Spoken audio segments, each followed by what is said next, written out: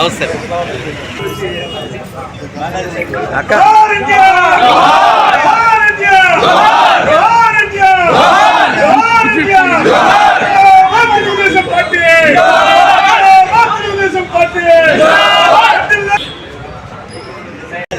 అక్క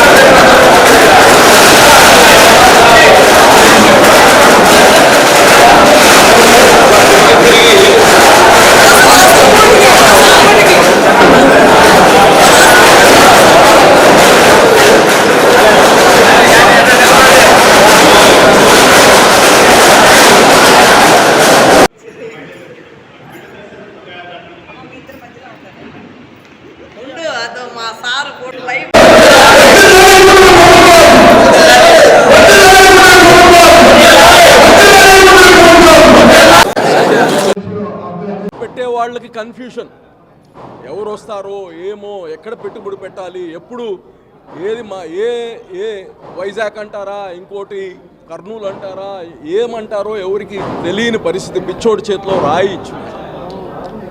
ఈరోజు అటువంటి క్లిష్ట పరిస్థితుల్లో ఉండే ఈ రాష్ట్రాన్ని యావత్ ప్రపంచం ఎక్కడైతే తెలుగువారు ఉన్నారో వాళ్ళందరికి కానీ ఒక హోప్, ఒక నమ్మకం, ఈ రాష్ట్రం మళ్ళా గాడిలో పడింది.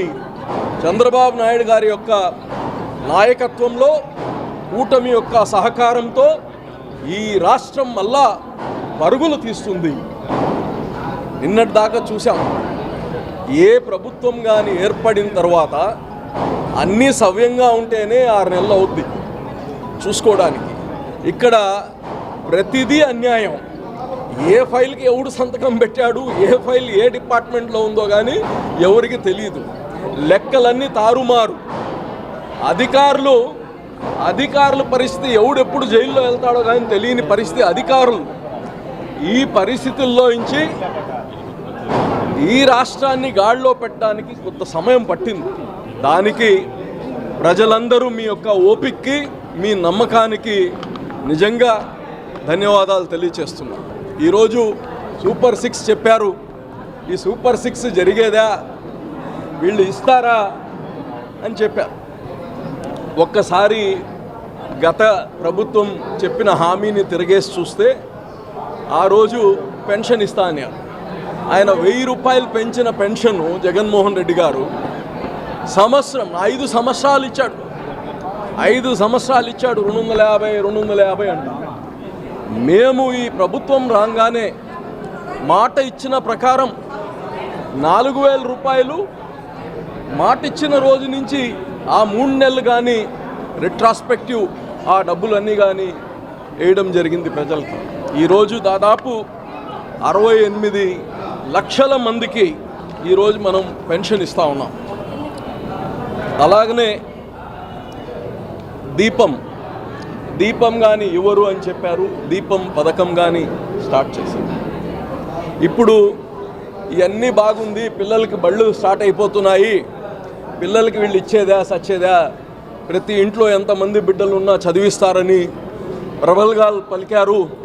ఏం చేయరు అని చెప్పారు. ఈరోజే తల్లికి వందనం. ఎంతమంది బిడ్డలుంటే అంతమందికి, ప్రతి బిడ్డకి చదువుకునే హక్కు ఉంది. ఒక బిడ్డకి ఇంట్లో జగన్మోహన్ రెడ్డి ఆలోచనలన్నింటినే ఉంటాయి. గతంలో మనం చంద్రన్న బీమా అని తెచ్చాం.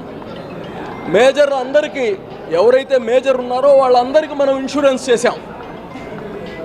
జగన్మోహన్ రెడ్డి ఇంటికి ఒకరికి చేశాడు.